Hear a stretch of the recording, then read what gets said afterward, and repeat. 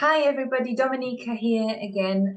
Today talking to a very exciting new member of the SSP team, the new culture ambassador at SSP. And this is going to be just a very short interview with Julia Day. Hi, Julia.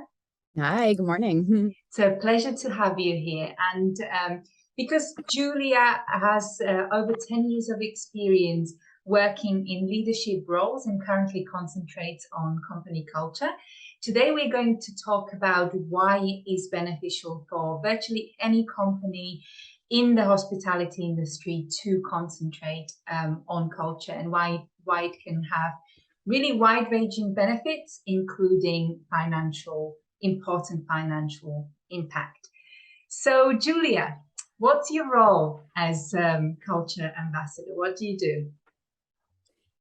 So, my role as the culture ambassador is to really act as the conscience of the company. So, to really focus on some of the big picture organizational goals and make sure that those align with the company's mission, with the purpose, and with the core values. Because at the end of the day, what you are selling needs to ultimately match with what you are offering to your employees and to your clients and your stakeholders and partners. So, it's really that trusting bond of this is what we're all about, this is how we're going to do that. And it helps create that trusting relationship with the people that you're working with. Great. And I know you've worked with a lot of different companies, from boutique hotels to four diamond establishments. So you have a lot of really wide-ranging experience. So what tangible benefits have you seen when companies truly concentrated on their culture and on making sure that those values were maintained and were lived on a daily basis rather than resting somewhere in a document? Yeah, that's a great question. I think that sometimes people don't realize how fragile that your company culture is. It really just takes one wrong hire in leadership or one wrong business decision that can ultimately start to tear down that trusting relationship and that reputation that you have. And at the end of the day, your integrity and all of those are valued by what your value is, what your purpose is. So I think it's really taking the time in the beginning to set that foundation, set in stone. What are your core values? What's your purpose? What do you believe in? And then making sure that you have kind of that internal customer service representative, that culture ambassador that's really focusing on it a year and 5 years and 10 years when your business continues to grow, making sure that that voice is still pulling you back to the foundation, to what you believe in, to your values, and making sure that you're staying true to those, because that's what you've built all of your relationships on with your employees, with your stakeholders, with your partners. They are trusting you to uphold your end of the bargain and stay true to what you believe in and what your purpose is. And surely that must have an effect on turnover, right? As well. Yes, definitely. So I think, if you really are focusing on your culture, if you're setting that precedent from the beginning, during the interviewing stage, the onboarding, the training, you're setting expectations for this is what we believe in, this is our purpose, this is how we are going to get there. You're going to have employees that are higher productivity ratios. Your employees will have a higher engagement rate, which will ultimately lead to a positive ROI for your business. Okay, wonderful. So this sounds really beautiful, but I bet that working with so many different companies, there'll be challenges along the way. So what are the most common challenges you've seen, and how have you overcome them to reach that goal of really transparent culture that binds everybody together? I think one of the most common challenges and one of the easiest ways to begin to lose that culture is not finding the right person for the right seat within your organization, specifically within leadership roles. And obviously there's always outside factors that affect your business.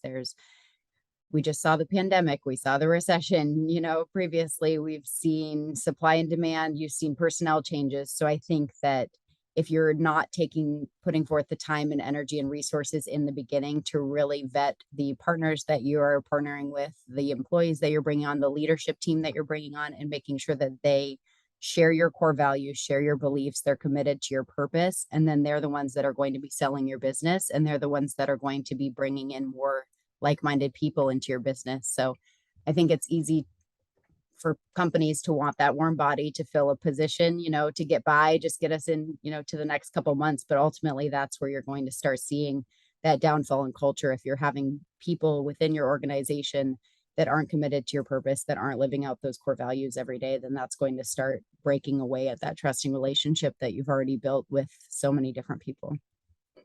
Great. And just one last question from me would be, I know that a lot of people may look at your role and think, well, why do you need just the one specific person concentrating on just culture? Why can't somebody else do it? So do you just want to talk a little bit about that and why having that one dedicated person is really important? Yeah, I think the great example is that as in your personal life as well, whether you have a partner or a roommate, you have designated chores and assignments around your house and around your life to make sure that things are getting done in a timely manner, an efficient manner, and the way that you want it. So a company spends so much money on external customer service, people answering the phones, the emails, taking care of your customers. But besides your HR team that's doing the hiring, helping with kind of more of the paperwork side, you need someone that's committed to the culture side internally, that's really putting all of their time and energy into setting that precedent from the beginning when you're bringing new people on. This is who we are, this is how we live it, and this is what we expect from you. And then making sure that your business is sustainable. So you don't want, one leadership turnover and then all of a sudden the company culture completely changes. So you really need somebody that's committed to bringing in the right people, making sure that you have a collaborative group of people all committed to that same culture so that in 5-10 years, your business is sustainable and they still have the same values that they did when it started. Treating it as a priority that it is really at the end of the day, right? Yes. Yeah, perfect. Well, thank you ever so much for talking to me, Julia. I really enjoyed our conversation and I hope we get to chat again soon. All right. Sounds great. Thank you so Thanks. much. Bye.